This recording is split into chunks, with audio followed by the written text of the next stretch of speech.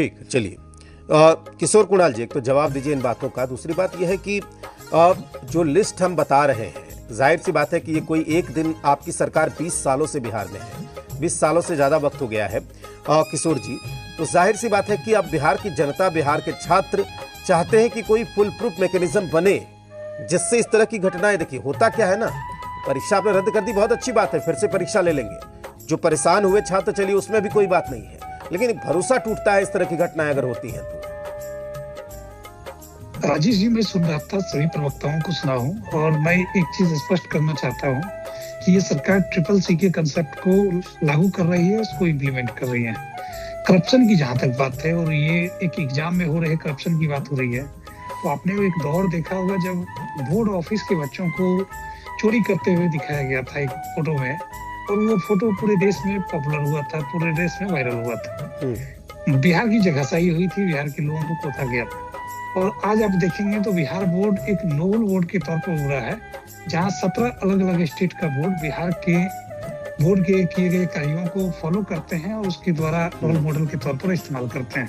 जहां तक BPSC की बात है, एग्जाम कैंसिल हुआ है, निश्चित तौर पे छात्रों में निराशा है, और हम समझते हैं कि निराशा जायज हुई है। उन्होंने मेहनत करी थी, उन्होंने एग्जाम दिया था, लेकिन ये एक समझौतावादी नहीं, साहस का परिणाम है। सरकार ने साहस दिखाया, सरकार ने जो भी कंप्लेन आए, मैं सुन रहा था छात्र नेता दिलीप जी को भी बता रहे थे कि हमने कंप्लेन किया था, और आप समझ सकते हैं कि एक छात्र नेता की कंप्लेन पे सरकार ने स्वतः कार्रवाई करते हुए एग्जाम को कैंसिल किया है। बहुत बड़ी साहस की जरूरत होती है। ठीक है, तात्कालिक परेशानियां हैं, लेकिन कहीं ना कहीं लाखों ईमानदार और मेहनती छात्रों के साथ न्याय भी है।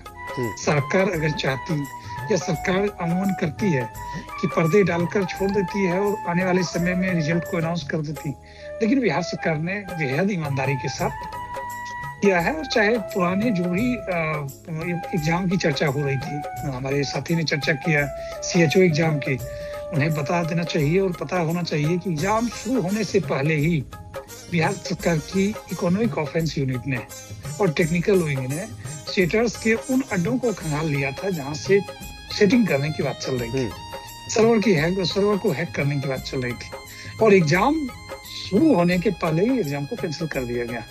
ये हमारी कार्य पद्धति और हमारी कार्य क्षमता को दिखाता है कि हम लोग लगातार इस तरह के करप्शन के साथ लड़ाई लड़ रहे हैं। ठीक है, टेक्नोलॉजी का वॉर है, लोग तकनीक के सहारे चोरी करना चाहते हैं। 32 ऐसे छात्रों को लाइफ टाइम बैन किया गया है, उन्हें डिबार किया गया है जो इस प्रकार के कृत्य में शामिल रहे थे। 8 अलग अलग FIR की गई है।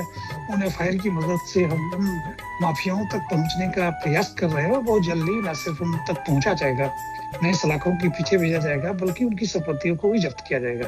और ये हमारा फॉर्मेट रहा है, चाहे TRE 2 की बात करें या TRE 3 की बात करें या पिछले किसी भी एग्जाम की बात करें। आपने देखा होगा कि अगर आप उसका स्वतंत्र जांच कराएंगे तो जिस गलती के कारण कभी पेपर लीक हुआ होगा, वो गलती सरकार ने दोबारा होने नहीं दिया। और यही हमारी इच्छा शक्ति को दर्शाता है कि हम लोग चाहते हैं और हम लोग मानते हैं कि एक स्वच्छ प्रणाली से चुने गए अभ्यर्थी सही लोक सेवक साबित होंगे, और इस प्रक्रिया को लगातार हम लोग दोहरा रहे हैं। और आने वाले वक्त में ऐसी स्थिति बनेगी कि चोरी घटेगा, और हम समझते हैं कि जो तकनीक का समस्या है, सरकार उसको आइडेंटिफाई करने में ढीली रही है, लेकिन उसको भी हम लोग बहुत जल्दी खत्म करेंगे।